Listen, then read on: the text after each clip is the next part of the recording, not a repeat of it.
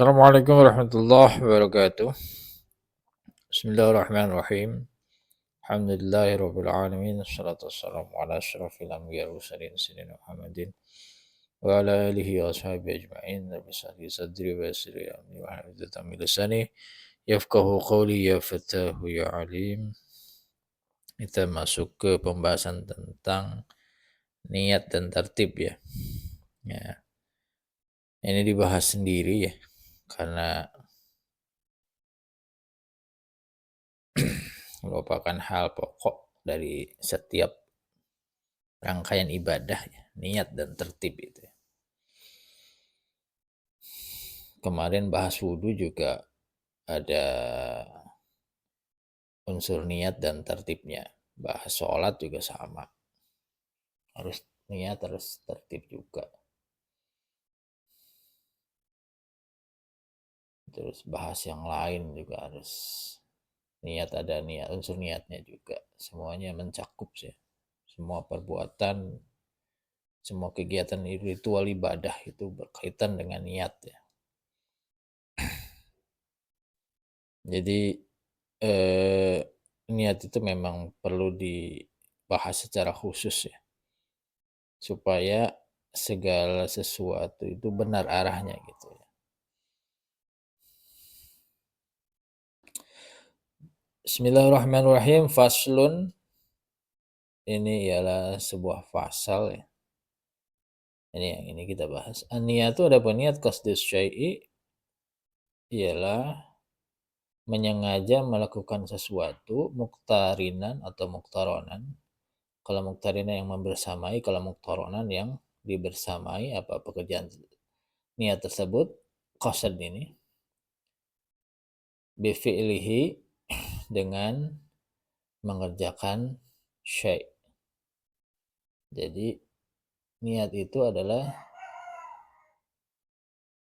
keinginan ya, atau tujuan ya, melakukan sesuatu yang dibarengi dengan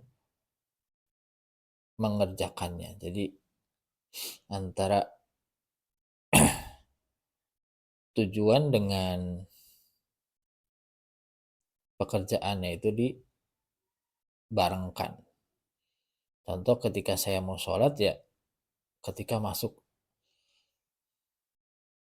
awal mulai sholat, contoh takbir ya, Allahu Akbar, itu kan mulai masuk ke rangkaian sholat. Nah, niatnya di situ. Nah, wudhu juga sama. Wudhu itu niatnya di awal basuhan wajib ya, yaitu muka. Seperti itu. Jadi niat itu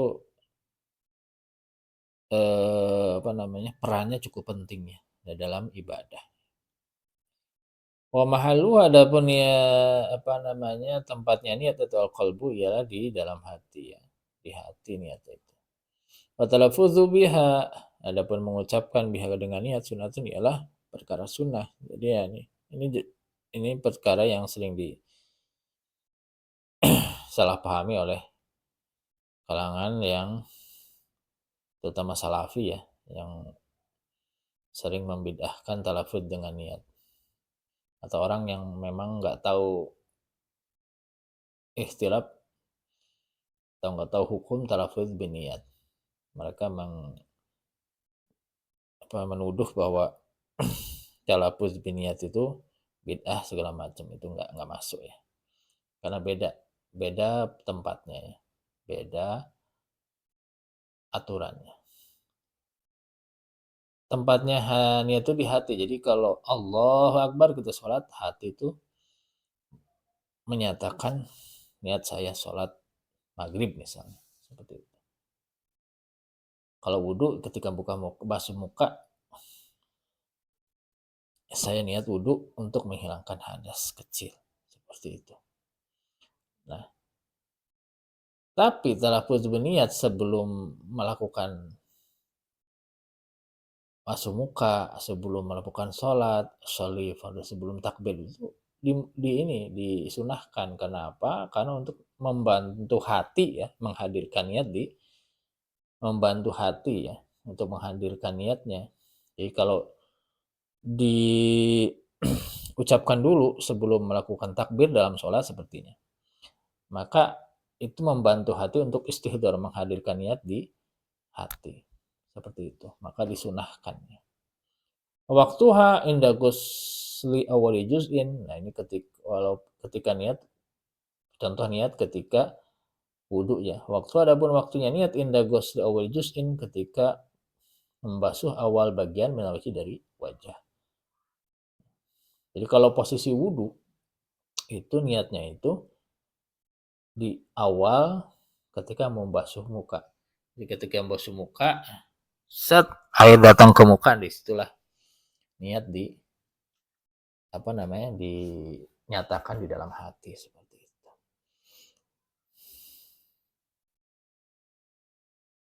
Tapi talafutnya sunahnya kapan ya? Sebelum membasuh mukanya. Atau sebelum ini ya. Nawatul guslanya diiniin dulu.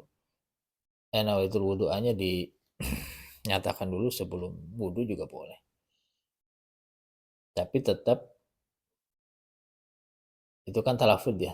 Talafud itu menyatakan dengan lisan. Tapi niatnya tetap di hati ketika membasuh wajah. Seperti itu. Ya. Ini niat. Contoh niat dalam wudu. Contoh niat dalam sholat ya gimana ya ketika takbir. Allahu Akbar. Allah, lisan mengucapkan Allah. Hati menyatakan niat. Ya. Sholi fardo subhi gitu boleh. Atau nggak bisa bahasa Arab ya, saya niat sholat subuh gitu. Udah cukup. Seperti itu ya. Itu niat. Tertib adapun tertib alla yuqaddima ialah mendahulukan siapa orang udwan kepada satu anggota tubuh ya. Aladin atas anggota tubuh yang lain. Artinya tertib itu teratur. Yang pertama ya didahulukan, yang terakhir ya diterakhirkan. Itu bahasa gampang tentang istilah tertib ya, keteraturan. Nah, ini dari matan ya. Nah, kita bahas lebih dalam ya tentang niat. Nah, saya ambil beberapa keterangan dari syarahnya ya. Kasifatu saja terutama ini. Nah, kita bahas bahwa niat itu adalah menyengaja untuk melakukan sesuatu ya. Bermaksud untuk melakukan sesuatu yang dibersamai dengan mengerjakannya. Jadi kalau mau sholat niatnya ya ketika mau masuk sholat. Seperti itu. Ketika mau wudhu ya niatnya ketika sudah melakukan wudhu. Gimana kalau niatnya itu hanya di awal tapi melakukannya nanti? Seperti itu ya. Tidak dibersamakan dengan mengerjakan apa yang diniati, itu namanya azam ya, azam. Atau saya mau ya dari rumah gitu, oh saya mau sholat duhur nih, berangkat deh ke masjid, itu niat belum? Sudah masuk kategori niat belum? Itu namanya azam, baru azam mau sholat duhur. Tapi ketika Allahu Akbar dia niat, itu namanya niat. Kalau hanya keinginan mau sholat duhur itu baru azam. Kalau belum terlaksana, belum dibersamakan dengan pekerjaannya, dengan mengerjakan apa yang dia niati, itu sholat duhur, maka dia itu belum dinamakan niat, masih bernama azam. Paham ya? Jadi kemarin ada selebritis yang dai-dai muda ya, Kodenis itu mengatakan kalau dari rumah langsung niat itu sudah nggak usah niat lagi ketika sholat, itu salah ya. Itu masih azam bukan niat. Jadi kalau di rumahnya saya sholat duhur juga, saya mau niat sholat duhur deh, itu belum niat, itu masih azam itu ya. Masih azam, baru keinginan. Keinginan kuat, azam itu keinginan kuat untuk melakukan sesuatu. Bisa dikatakan niat kalau dia sudah Allahu Akbar. Ketika Allahu Akbar, hatinya menyatakan niat sholat, nah itu baru dikatakan niat. Tapi kalau hanya keinginan dari awal, dari rumah pengen sholat, ya itu baru azam. Nah, ketika sudah terlaksana di awal dan dinyatakan oleh hati, itu baru disebut niat. Kalau belum terlaksana atau hanya keinginan saja, tidak dibersamakan dengan mengerjakan apa yang dia niati, maka disebut azam. Seperti itu ya. Apakah semua niat harus dibersamakan? Ya, tidak semua ya. Ini mustasnayat ya. Kalau syai'in mustasnayat. Setiap sesuatu pasti ada ada pengecualiannya. Pengecualiannya contoh di puasa ya. Puasa itu niatnya didahulukan dari pelaksanaannya. Ya, bisa malamnya sebelum, pokoknya malam aja ya. Istilahnya sebelum tidur ya udah taraweh biasanya. Atau pas sahur bisa. Atau sebelum imsak bisa. Kenapa niatnya didahulukan? Karena susah membersamakan dengan terbitnya fajar. Terbitnya fajar kan kita nggak tahu ya, persisnya seperti apa terbitnya fajar, jam berapa itu kan kita nggak tahu. Karena untuk menghindari kesusahan itu, maka niat puasa itu didahulukan daripada pengerjaannya. Seperti itu. Niat, ya kan kita nggak tahu persisnya fajar itu jam berapa ya. Karena ketidakpastian pastinya jam berapa, hanya perkiraan munculnya fajar, maka niatnya didahulukan. Seperti itu, tidak harus dibersamakan. Jadi istilah ulama kalau niat puasa itu azam yang menempati tempatnya niat. Tetap mengistilahkan cuma niatnya itu sebagai azam tapi menempati tempatnya niat. Al-azmu yaqumu maqaman niat. Mengistilahkan seperti itu ulama itu. Jadi mengistilahkan niatnya puasa itu sebagai azam yang menempati tempatnya niat. Karena kalau secara definisi nggak masuk. Karena niat itu kan harus bersamakan dengan pengerjakan ya. Tapi kan puasa enggak. Niatnya dulu baru dikerjakan. Nah, itu makanya mengistilahkannya sebagai azam yang menempati tempatnya niat. Ulama seperti itu. Oke? Nah,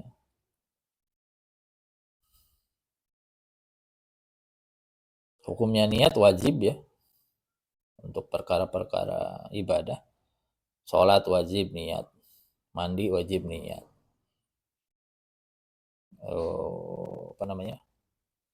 Puasa semua wajib niat, hukumnya wajib ya. Kecuali pada hal-hal tertentu seperti memandikan mayit itu sunnah niatnya, nggak harus diniati ya, sunnah saja.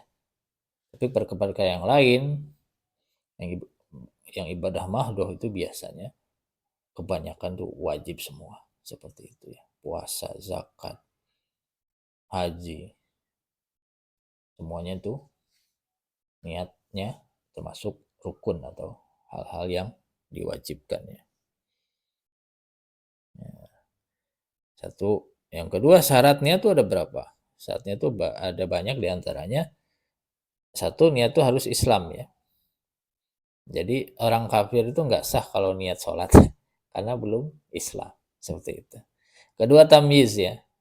Orang yang berniat itu sudah tamyiz, artinya tamyiz itu bisa membedakan ya. Mana ibadah, mana adat atau kebiasaan, mana sunnah, mana wajib. Jadi dia nggak salah nantinya. Niati apa, jatuhnya apa gitu. Yang ketiga, tahu apa yang diniatin. Ya kalau mau sholat Isya ya niatnya sholat Isya gitu ya. Kalau niat subuh ya niatnya sholat subuh. Kalau niat mandi ya niatnya mandi. Kalau niat wudhu ya harus niat wudhu gitu. Tidak bertentangan dengan yang diniatkan. Ini nggak boleh berbeda ya. Sepertinya saya niat wudhu gitu, dia niat wudhu tapi yang dilakuin malah mandi. Dia niat sholat wajib, sholat subuh malah yang dikerjain, sholat duhur sepertinya, malah yang dikerjain sunnah qobliyah sepertinya. Ya nggak bisa. Gitu. Ya. Harus cocok antara niat dengan yang diniati. Ya, yang selanjutnya tidak boleh ditalik atau digantungkan dengan sesuatu yang lain. Contoh, saya mau sholat insya Allah aja. Kalau saya begini, kalau saya datang sholat, kalau enggak nanti aja, nggak bisa begitu. Itu nggak boleh ditaklik ya, nggak boleh digantungkan atau digantungkan dengan terjadinya dengan yang lain untuk terlaksananya niat tersebut. Jadi nggak boleh. Insya Allah lah nanti saya sholat. Nggak bisa begitu. Niat harus jelas. Saya sholat duhur, udah. Nggak bisa. Insya Allah saya sholat duhur kalau ini, kalau itu. Nggak bisa. Ditaklek, digantungkan dengan sesuatu yang lain itu nggak boleh. Niat itu harus jelas. Ya, itu syarat-syarat nih. Niat ya. Harus Islam, istamyiz, harus tahu apa yang diniatkan, harus tidak bertentangan dengan apa yang diniatkan, dan tidak boleh ditaklek atau digantungkan dengan sesuatu yang lain. Nah, terus niat itu dalilnya dari mana ini? Suka nanya gitu. Dalilnya mana? Ya. Kebiasaan anak-anak sekarang ya. Dalil niat itu ya seperti saya jelaskan di awal, seperti di bab wudu sama ya. Innamal a'malu binniyat wa innama likulli imri'in ma nawa. Sungguhnya perkara itu, pekerjaan, perbuatan itu bergantung dengan niat. Wa inna likulli imri'in ma nawa. Maka setiap orang itu tergantung apa yang dia niati, seperti itu. Ya dari situ bisa diambil kesimpulan bahwa niat itu hal penting dalam terlaksana atau terwujudnya sebuah ibadah atau hal yang menyangkut dengan keabsahan sebuah pekerjaan. Jadi kalau sholat ya harus niat sholat, zakat harus niat zakat, harus diniati benar-benar. Dari aspek fikihnya harus terpenuhi ya. Karena niat itu pada umumnya merupakan suatu yang wajib. Di samping juga untuk meluruskan tujuan kita beribadah kepada Allah. Jadi niatnya harus benar. Tidak niat untuk dipuji, tidak niat untuk di macam-macam ya. Hanya untuk ibadah kepada Allah. Mencapai ridho Allah. Seperti itu. Jadi niat itu sangat penting ya. Krusial banget dalam sebuah amal atau ibadah. Ya, faedahnya di situ. Dalil, syarat, pengertian, tempat, hukum sudah saya jelaskan. Ini ada satu faedah ya. Di dalamnya itu kan di sini kan ada ini Goslin. Bedanya Guslin sama Gislin ada. Cuman beda di harokat. Kalau Goslin bedanya cuma di harokat ya. Kalau Goslin itu membasuh ya kalau bahasa kita. Kalau Guslin itu mandi. Kalau Gislin itu sesuatu yang diidopahkan, yang disandarkan kepada air. Contoh sabun, sampo yang biasa dipakai atau bersama dengan air ya, sampo, sabun, apalah gitu-gitu, itu namanya gislin. Jadi bahasa Arab tuh unik ya. Cuma beda harokat doang. Hurufnya sama semua. Go, gin, sin, lam. Tapi harokatnya kalau fathah goslin itu membasuh, kalau domah guslin itu mandi, kalau kasroh gislin itu artinya sesuatu yang dipakai bersama dengan air seperti sampo, sabun seperti itu. Itu kelebihan bahasa Arab sih. Cuman harokat doang bisa mempengaruhi makna ya, bisa berbeda maknanya. Kayak yang salah ya. Pentingnya belajar sorof. Yang untuk niat saya cukup ya bahasannya seperti itu. Sekarang tertib ya. Tertib itu seperti apa? Tertib itu mendahulukan satu anggota basuhan dengan yang lain. Seperti kalau di wudhu ya muka dulu baru tangan. Nggak bisa tangan dulu baru muka, itu bukan tertib kalau seperti itu ya. Kalau sholat ya takbir dulu, tiba-tiba sujud terus takbir. Sholat tuh sujud dulu terus takbir, nggak bisa. Harus berurutan. Intinya kalau tertib itu menempatkan sesuatu pada tingkatannya. Kalau di awal ya dilakukan di awal, kalau akhir ya dilakukan di akhir. Kalau di tengah-tengah ya dilakukan di tengah-tengah, tidak di bolak-balik atau dicampur aduk seperti itu. Harus berurutan. Nah,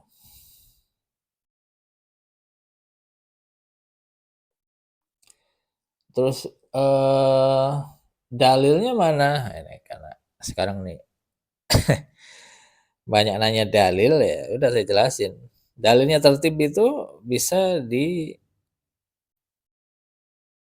ya atau diistinbat dari contoh yang wudhu aja. Fagsilu wujuhakum wa idiyakum ilal marafiqi ya. Wa rusukum terus arjulakum. Jadi wajah dulu dan kemudian tangan, kemudian kepala, kemudian kaki. Nah, wawu di sini tertib ya. Ada wawunya di sini tertib ya. Untuk menunjukkan bahwa ini adalah urutan. Salah satu fungsi wawu ya, huruf wawu itu selain wawu ataf, wawu ma'iyah, wawu hal, itu ada wawu tertib ya, untuk menunjukkan bahwa sesuatu yang dikerjakan itu berurutan. Itu istinbat dari huruf wawu pada dalil surat Al-Maidah ayat 6 ya, seperti itu. Istinbat ulama seperti itu. Dari huruf wawu yang menunjukkan wawu tertib. Ada juga dari fi'lun nabi ya. Jadi kalau nabi itu kalau wudhu terus berurutan. Seperti yang kita tahu sekarang. Nabi melakukan wudhu itu secara berurutan. Maka ngambil istinbat juga bahwa tertib itu merupakan wajib. Merupakan rukun wudhu atau fardu wudhu. Di situ kita lihat ya. Seperti itu. Hadza wudhu'un la yuqbalullahu sholata illa bihi. Rahul Bukhari ya. Ada contoh yang wudhu adalah hadza adapun ini wudhu'un ialah wudhu lah la yuqbalu tidak menerima ya. Tidak la yuqbalullah tidak menerima Allah subhanahu salat kepada salat illa bihi kecuali dengan wudhu. Nah, ketika Nabi melakukan seperti itu, sahabat kan melihat tuh, oh Nabi melakukan wudhu dengan cara yang tertib, dengan peraturan terus. Beberapa kali Nabi melakukan itu secara kontinu dan tertib. Akhirnya mengambil kesimpulan ulama bahwa tertib itu merupakan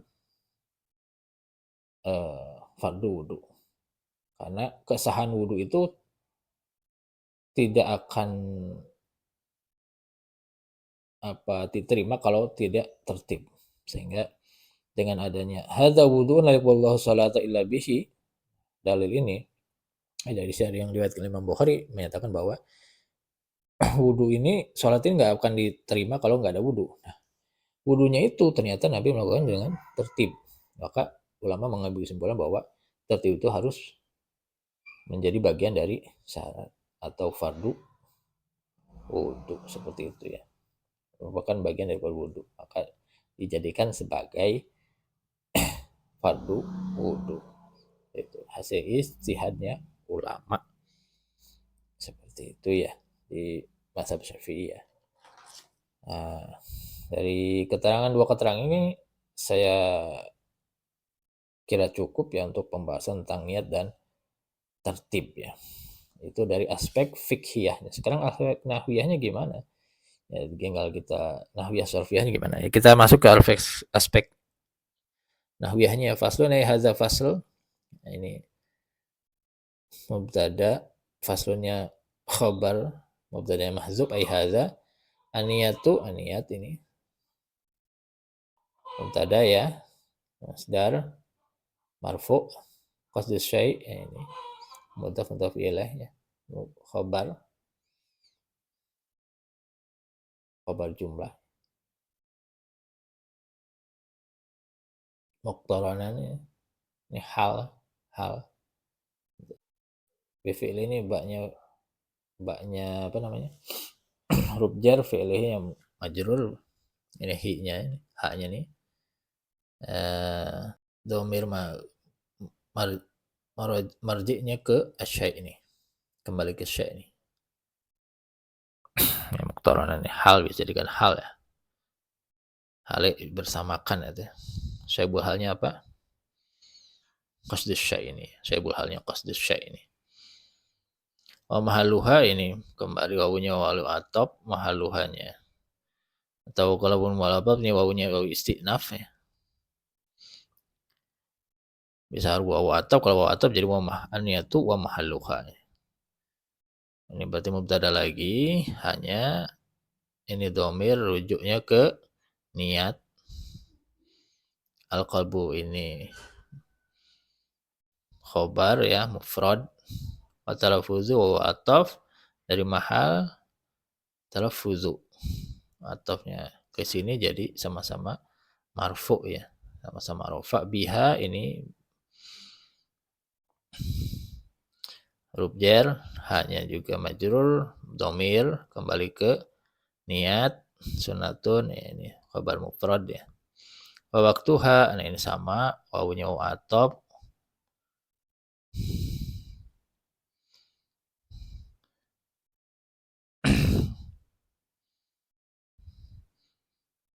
Mubtada hanya domirnya masih kembali ke niat. Inda gosli, nah ini ialah indal gosli awali juz'in. Ini khabarnya khabar jumlah ya, zarfiyah ya. Mudhaf ilaih tapi bentuknya zarfiyah. Inda gusli awali juz'in mudhaf ilaih ini ya. Ini mau jadi ini mudhaf ilaih, tapi ini juga jadi mudhaf karena ini mudhaf ilaih. Ini juga jadi mudhaf karena ini mudhaf ilaih. Jadi mudhaf ilaih seperti itu. Yang mudhaf ilaih yang berulang ya. Ini huruf jar, wajh ini majrur. Majrur kasrah. Tartibu dapun tartib. Nah ini posisi wawunya juga wawu istinaf atau wawu dari aniyatu bisa dia wawu atof. Mubtada lagi. Istinaf aja lah ya. Wawunya tartib ini mubtada lagi. Ala yuqaddima'na udwan. Ini aneh ada mudmarah ya, disembunyikan ya. Ini yuqaddima ini mansub dia. Qaddama yuqaddimu mansub ya. Udwan ini maf'ul. Ala udwin, nah ini jar majrur seperti itu. Ini dari aspek nahwiyah. Syarfiyahnya gimana? Aniyatu ya masdar ya. Qasdus syai ya ini masdar semua muqtaronan. Wajan nih, iktarona bisa nih. Muqtaronan dari mana atau muqtarinan? Tasrif ya. Wajahnya apa? Iktarona. Asalnya korona. Sulasinya. Sulasi mazidnya iktarona. Ala wazan ifta'ala. Jadi tambahannya cuma satu. Yaitu tak. Iktarona yaktarinu iktironan. Iftala yaftalu ifti'alan. Bahwa muqtarinun atau muqtaronun. Wadzaka muqtaronun. Bahwa muqtarinun wadzaka muqtaronun. Jadi ini wajahnya ifta'ala. Iktaron yaktarinu iktironan muqtaronun bahwa muqtarinun wadzaka muqtaronun. Nah ini. Sini nih. ini tasrif ya. Fi'lin nggak usah dibahas, ini juga sama masdar. Mahal juga masdar, qalab masdar, talaffuz. Nah, ini di sini. Talaffazo ya talaffazu talaffuzan. Tafa'ala ya tafa'alu tafa'ulan. Ini wajahnya tafa'ala. Jadi sulasi mazid dengan tambahan dua huruf yaitu ta dan ain fi'il yang serupa.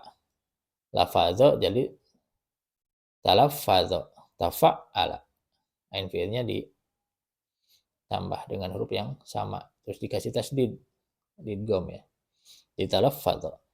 Talaffadha yatalaffazu talaffuzan, ini masdar. Tafa'ala yatafa'alu tafa'ulan. Masdar ini. Biha sunnatun sama masdar, wa waktuha masdar, indah awi juz'in masdar, azhar tartibu. Nah, ini tartib dari mana ini? Hayo, tartib ini masdar juga dari wazan apa? Rattaba yurattibu tartiban. Wa ala yufa'ilu taf'ilan, rattaba yurattibu tartiban. Ini kalau ini yuqaddimu, qaddama yuqaddimu, fa'ala yufa'ilu sama. Ya. Qaddama yuqaddimu, fa'ala yufa'ilu. Tuh, ini sulasi mazid semua ya. Zaman satu huruf. Udwan ya, udah master. Seperti itu. Segi ini kita bahas dari segi sarfiahnya ya. Saya kira cukup ya untuk penjelasan tentang niat, tartib dari segi niat dan tartib dari segi aspek fikhiyah, nahwiyah dan sarfiahnya. Mudah-mudahan bermanfaat untuk kita semua ya dan bisa dipahami. Assalamualaikum warahmatullahi wabarakatuh.